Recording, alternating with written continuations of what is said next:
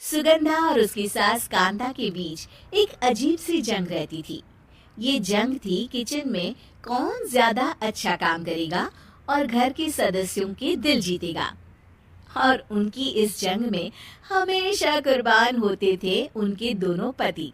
कैसे? आइए देखते हैं इस किचन पॉलिटिक्स की कहानी में। एक दिन किचन में, माँ जी, आज मैं बना रही हूँ मेथी की सब्जी। इस खाने से घर वालों के पेट की सारी समस्या खत्म हो जाएगी। और मैं बना रही हूँ तड़के वाली छाछ, जिसे पीते ही गैस की समस्या कभी नहीं होगी। दोनों अपने अपने खाने को लेकर टेबल पर पहुंच जाती हैं। तभी सुगंधा के ससुर उसकी बनाई सब्जी की तारीफ कर देते हैं।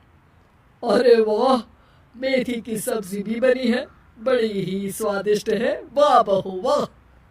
अरे बहू, लेकिन इसमें इतनी सारी मेथी बर्बाद करने की क्या जरूरत थी? देखिए माँ जी, ये तो वो मेथी है जो आप रात में भिगोकर सुबह उसका पानी पीती हैं, और जो मेथी फेंक देती हैं उसी से मैंने ये सब्जी बनाई है। अरे वाह बहू, तुमने तो बड़ा ही समझदारी का काम किया। बस अब क्या था।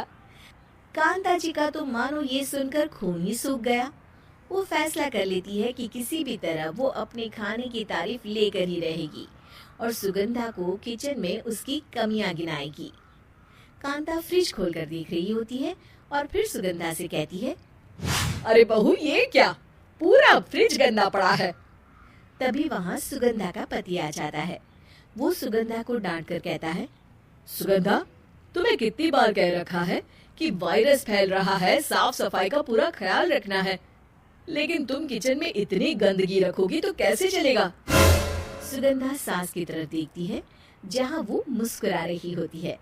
सुगंधा समझ जाती है कि सास ने उससे बदला लेने के लिए ये सब किया है। दोनों रात के खाने की तैयारी में लग जाती हैं। दोनों ना एक दूसरे की तरफ देखती हैं और ना ही एक दूसरे से बातें करती हैं। रात को खाने की टेबल पर एक एक कर दोनों कई तरह के अलग अलग व्यंजन टेबल पर लगा देती हैं और अपने अपने पति के पास जाकर खड़ी हो जाती हैं। अरे खाइए जी खाइए, मैंने बड़ी मेहनत से बनाया है। प्लेट में वो खाना डालती हैं। सुगंधा भी दोनों की प्लेट में खाना डालते हुए कहती है, बड़ी ही मेहनत लगी है इस खाने को बनाने में। हाँ, दोनों को ना चाहते हुए भी सारा खाना खाना पड़ता है। कहीं दही तो कहीं मलाई तो कहीं मसाला। और इन सब के बाद दोनों बड़ी ही मुश्किल से अपने कमरे में सोने जाते हैं। लेकिन अगली सुबह सुगंधा का पति चिल्ला रहा होता है, हाय रे, हाय मेरा तो पेट खराब हो गया। हाय माँ, बहुत दर्द हो रहा है। तो वहीं कांता के कमरे से भी कुछ ऐसी ही आवाज आने लगती है। हे भगवान, इस सास बहू की लड़ाई हमारी जान लेकर रहेगी। जाओ, कोई डॉक्टर को बुला कर लाओ। डॉक्टर आते हैं। दोनों को देखकर कांता और सुगंधा से कहते हैं, देखिए, आप दोनों इन्हें खाने में हल्का ही दीजिएगा। हो सके तो रात का खाना जल्दी खाया करे और वॉक किया करे। इतना कहकर डॉक्टर वहां से चले जाते हैं। जिसके बाद एक बार फिर से दोनों बहुएं किचन में जाती हैं और खाना बनाने में लग जाती हैं।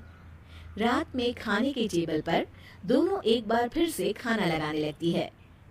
पापा जी, मैंने ये पतली मूंग की दाल की खिचड़ी के साथ ये पापड़ और पुदीने की चटनी भी बनाई है। अरे बहू, अभी अभी बेचारे पेट की बीमारी से गुजरे हैं। इतना भारी खाना तो डॉक्टर ने भी मना किया है ना। देखिए, मैंने आप दोनों के लिए सूप बनाया है। और दोनों उन लोगों की प्लेट में खाना डालने लगती हैं। तभी दोनों एक साथ बोल पड़ते हैं, बस करो, हमें माफ करो। हमें नहीं खाना इस घर में, ना खिचड़ी और ना ही सूप। हम इंसान हैं, एक वक्त में एक ही खाना खा सकते हैं। बस करो, हमें माफ करो। हमें नहीं खाना इस घर में, ना खिचड़ी और ना ही सूप। हम इंसान हैं, एक वक्त में एक ही खाना खा सकते हैं। इतना कहकर वो दोनों वहां से चले जाते हैं।